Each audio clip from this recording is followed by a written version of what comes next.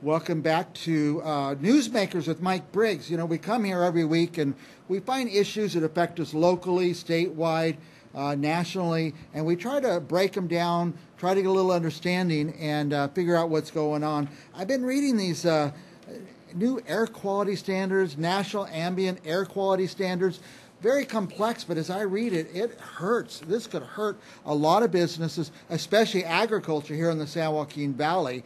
So to help us sort through it, I've asked an expert to come in, and our guest is Brandon Farris with the National Association of Manufacturers. Welcome, Brandon. Thank you so much for having me today. Yeah. Do I have a misread on this? Does this seem very damaging or threatening to businesses? Tell us a little bit about it, the National Ambient Air Quality Standards. Absolutely. Thank you. It's definitely threatening businesses in agriculture, as you mentioned. So this is a proposal from the EPA on the National Ambient Air Quality Standards, NAAQS for short, and this is particulate matter. So think of microscopic particles in the air. And the only time it really bothers you is when there's a whole lot of them. Think about wildfires. And right now where the standard's at and where the standard's been for nearly a decade is at 12. And one of the things that we've seen, we did a study with Oxford Economics on this, and what we've seen is what we've talked about for years. Manufacturing and agriculture in the U.S. is amongst the cleanest in the world. Now when you say 12, that's 12 parts per billion? 12 micrograms. 12 micrograms in the air. Okay. And that's very protective of health. And generally, if you see any wildfires, then it's going to take you over that 12. Yes. Right now, EPA can go down. They're reevaluating, and they can go to 11, 10, 9, 8. And what they're proposing is to go all the way down to 8. Go from 12 to 8, which is a drastic jump. And if they went down to 8, what you're looking at, and this part of the study that we worked with Oxford on, is that about 40% of the U.S. population will be in non-attainment zones. Non-attainment zones means that you can't meet the 8 microgram standard, and so that stops all growth. You can't build bridges, roads. There's limits on agriculture. You can't build new manufacturing facilities. So in a lot of these areas, and again, you're talking about 40% of the population here, and a lot of these areas need that growth, and this standard can stop that. It's not just going to put a freeze on some businesses, but cities are growing, and you need to redo roads and build bridges and build infrastructure, and it could just stop that. Absolutely. It can stop it cold, and it's done on an annual basis. So if your area is in non-attainment, you're in non-attainment for a year. Yeah. And so you're not building anything for a year. And again, one of the things it doesn't account for is there's some naturally occurring things. There's wildfires, there's dust storms that could put you over the limit. So things you have no control over, like we've had these wildfires that are really affecting California. It could shut down our city. Absolutely. Absolutely. And that's not accounted for in this rule. Right. So even if you're not manufacturing, even if you don't have agriculture, wildfires can prevent you from being able to build bridges, roads, anything along those things. Yeah. Now we do two things here in the Central California. We build houses, and we do agriculture. And it sounds like these rules can affect either one of those dramatically. Absolutely. Absolutely. What can we do if somebody's hearing this?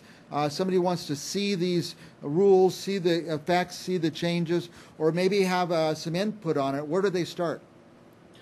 So right now, EPA is heading towards a final rule. This rule didn't involve Congress. This is something that EPA can do within their purview.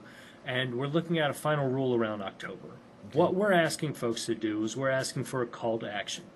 Write your state legislatures, write your state congressmen, write your federal Congress folks, and say, this is too far.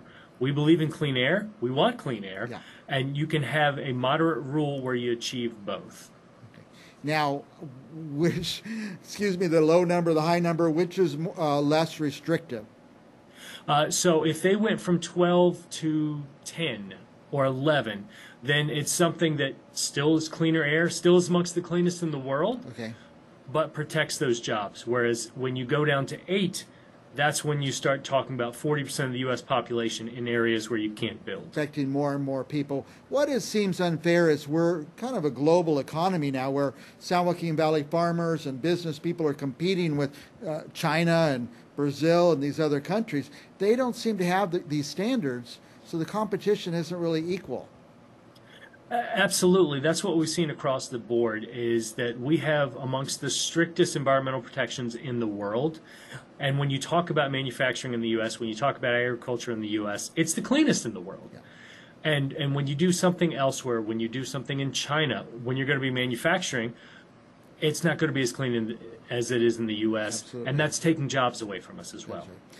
Now, so somebody wants to chime in. First of all, the EPA, I've been in the legislature, been through the legislative process. It's very public. There's hearing after hearing. You got to go after committee after committee after committee, and there's a lot of outside input. The EPA seems to work differently, which I don't understand how it works, but it seems to be a little more cloaked.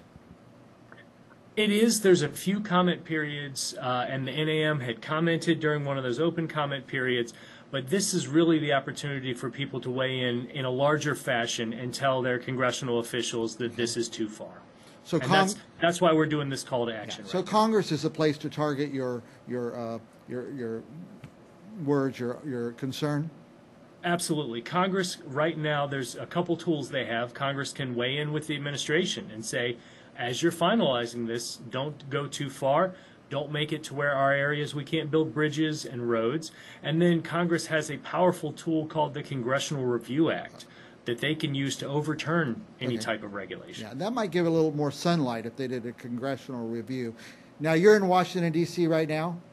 That's correct, yes. And there's so many. There's, I think, 435 congressmen. So have you heard of mine as Kevin McCarthy?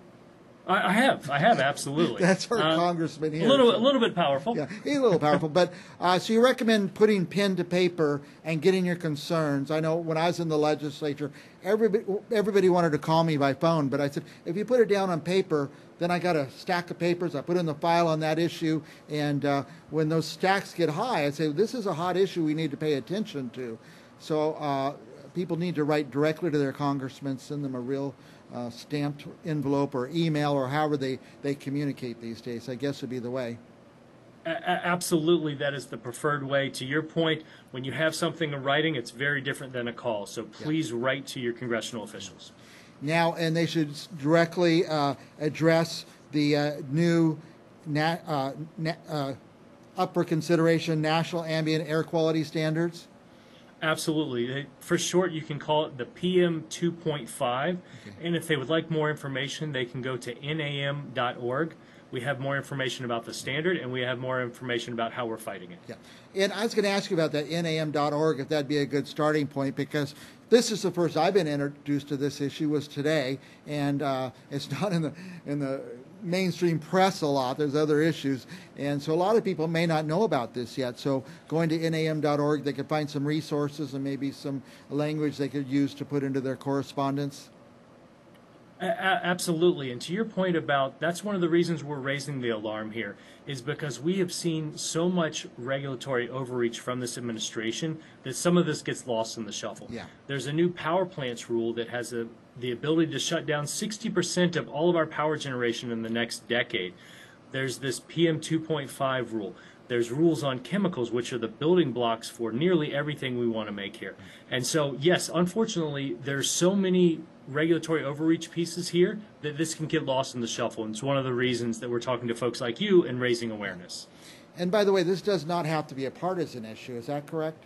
Does not. Right. It does not at all. And that's what we're asking. We're not saying don't regulate. Manufacturers believe in sensible regulations. We just want a regulation that we'll be able to meet and that will be able to continue providing those jobs. Besides, I kidding you, Kevin McCarthy, our congressman, is the Speaker of the House right now. We also have a Congressman Jim Costa, who's come from a farming background, and I'm sure he'd love to hear from his constituents that they're very concerned about this as well. Brandon Farris from the National Association of Manufacturers, thanks for taking time out and clarifying this issue. And if you need to come back again and as this gets closer, please do so. Would love to. Thank you again for having us on and very much appreciate it. Thanks, Brandon, and we'll be back with more Newsmakers with Mike Briggs right after this.